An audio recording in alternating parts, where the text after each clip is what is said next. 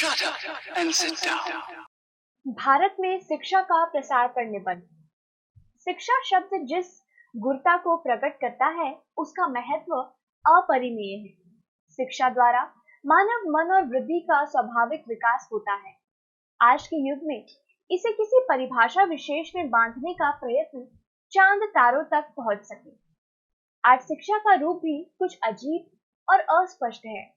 आध्यात्मवाद से पलायनोन्मुख या उदासीन शिक्षा शिक्षा नहीं हो सकती।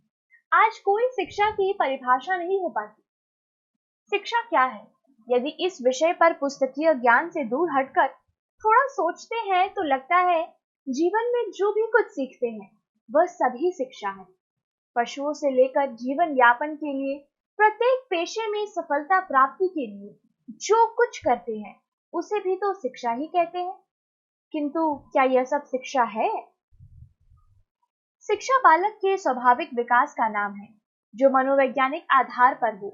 विनय शिक्षा का स्वभाव है और जिसमें निहित है सत्य, शिव, सुंदर। विनय NDCI द्वारा कदापि नहीं लाया जा सकता। खेद तो यह है कि इस पर करोड़ों रुपए सरकार खर्च कर रही है, जबकि शिक्षा का आधार मनोवैज्ञानिक माना जाता है। तब इस प्रकार शिक्षा में विनय लाना अमनोवैज्ञानिक और अस्वाभाविक क्यों नहीं माना जाता है? आज सच्चे अर्थों में शिक्षा अपने उद्देश्यों से कोसों दूर है। आज हम जिस युग में जी रहे हैं वह अनास्था, अविश्वास और अस्थिरता का युग है। मनुष्य विज्ञान अपनी उन्नति समझ चुका है कि उसे दिन रात अपनी स्थिति सुधारने की चिंता लगी रहती है। उसकी इच्छाओं का स्रोत रुकने वाला नहीं है। चारों तरफ के मायावी और खूबसूरत वातावरण ने उसे सुख के सच्चे मार्ग में बड़ी दूर ला छोड़ा है, जहां से अगर वो दोबारा पहुंचना चाहे तो उसे दूसरा जन्म लेना होगा और दूसरे जन्म में उसे पिछली बातों का ध्यान नहीं रहेगा। इस तरह वह इस मायावी व लुभाने वाले वातावरण से आजन्म ही नहीं, जन्म जन्मांतर छुटकारा नहीं पा सकेगा। शिक्षार्थियों के चरित्र के बारे में तथा उनकी असफलताओं की बात, विद्यार्थी का चारित्रिक पतन दिनों दिन गति से हो रहा है और तालीम हासिल करने के बाद उसका हमारे समाज में प्रतिष्ठित होना बड़ा कठिन होता जा रहा है। समाज की दृष्टि में विद्यार्थी का स्थान गौण है। परीक्षाओं के उत्तीर्ण करने में उसे पर्याप्त कठिनाइयों का सामना करना पड़ता है और गिरते पड़ते वह उपाधि पाने का हकदार हो जाता है। विश्वविद्यालय द्वारा दिए गए उपाधि पत्रों का मूल्य ही नहीं रह गया है। किंतु इसमें केवल विद्यार्थियों का दोष नहीं है, बल्कि हमारी शिक्षा पद्धति और परीक्षा प्रणाली का दोष विशेष है। विद्यार्थियों में गरीबों की दशा बड़ी कष्ट साध्य होती है, परंतु उन पर कोई दृष्टि डालता है यह कल्पनातीत बात है। परीक्षाओं का गिरता परिणाम हमें इस पर सोचने लिखने के लिए मजबूर करता है। आज की शिक्षा का माध्यम शिक्षा के पतन का मुख्य कारण है। हम पराधीन थे, अंग्रेजों का राज्य था, तब सोचते थे मजबूर है और इसलिए अंग्रेजी माध्यम से शिक्षा प्राप्त करते रहे। महात्मा गांधी के नेतृत्व में अंग्रेजों के अत्याचार, अनाचार और भ्रष्टाचार के प्रति विद्रोह उठा। वह अहिंसात्मक था। उस समय के प्रमुख नेताओं व स्वयं महात्मा गांधी ने यह विचार व्यक्त किए कि शिक्षा का माध्यम मातृभाषा हो। यह निहायत जरूरी है, अन्यथा शिक्षा हमें पतन की ओर ले जाएगी। हम स्वतंत्र हो गए। हमने सोचा नए भारत का अब नया नक्शा बनेगा, किंतु आज तक शिक्षा का माध्यम राष्ट्रभाषा नहीं हो पाया। अंग्रेजी की आज भी जरूरत समझी जाती है, अन्यथा हम आज यहाँ पर खड़े हैं वहां भी टिक न सकेंगे। विज्ञान, खगोल, भूगर्भ आदि शास्त्र अंग्रेजी की आवश्यकता को प्रकट करते हैं। यह आज भी बहुत से व्यक्तियों की मान्यता है। सबको ज्ञान है कि हिंदी की राष्ट्रभाषा पर आसीन हमारे संविधान में किया गया है, परंतु उसका पालन कितना हो रहा है यह विचारणीय है। आज भी देश का सारा काम अंग्रेजी में चल रहा है। आखिर हिंदी क्यों नहीं देश की शिक्षा का माध्यम बनाई जाती है? डॉक्टर लोहिया, महात्मा पुरुषोत्तम दास, निराला आदि ने हिंदी के लिए अथक प्रयत्न किए, पर अंग्रेजी भाषा मोह अब तक नहीं छूट सका।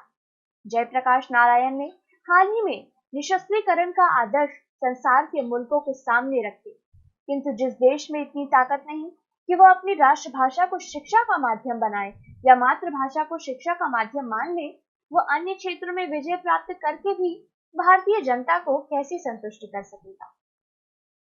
कुछ दिनों पूर्व की बात है, मेरे एक पूजनीय महानुभाव एक सरकारी दफ्तर में गए और वहां के अधिकारी से बातें की तो उनके पल्ले कुछ नहीं पड़ा, क्योंकि उसने अंग्रेजी में बोलना शुरू कर दिया और उन्हें अंग्रेजी आती नहीं है। लिहाजा वो मुंह लटकाए लौट आए। उनके मन को बड़ा दुख पहुंचा कि भारत में लोग अपनी बात किसी अफसर से अपनी भाषा में नहीं कर सकते।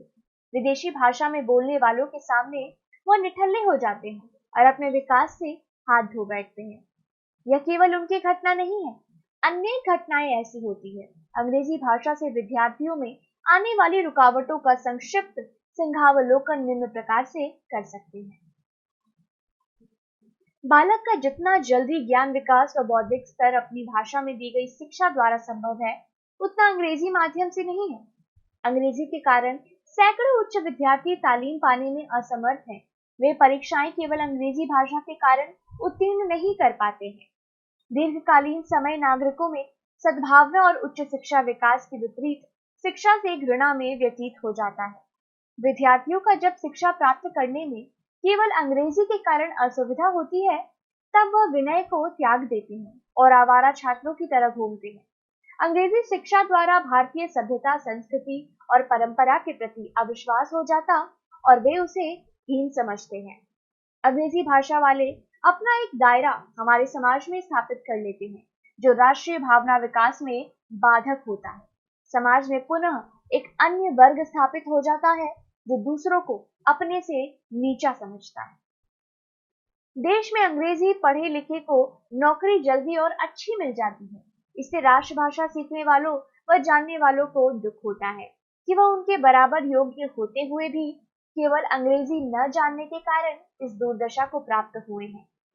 केवल अंग्रेजी ही नहीं, बल्कि फ्रेंच, रूसी आदि भाषाओं को भी लिया जाए, बालक इन भाषाओं में से कोई एक ले या नहीं, यह उसकी इच्छा पर निर्भर है।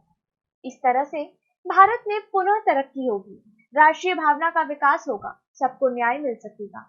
किसी में हीनता की भावना अंग्रेजी न जानने के कारण जो होती थी, वह न रहेगी। हम अपनी भावनाओं को भारत के कोने कोने तक पहुंचा सकेंगे। हम में जनतंत्रात्मक भावना का विकास होगा, जो किसी स्वतंत्र राष्ट्र के लिए बहुत जरूरी है।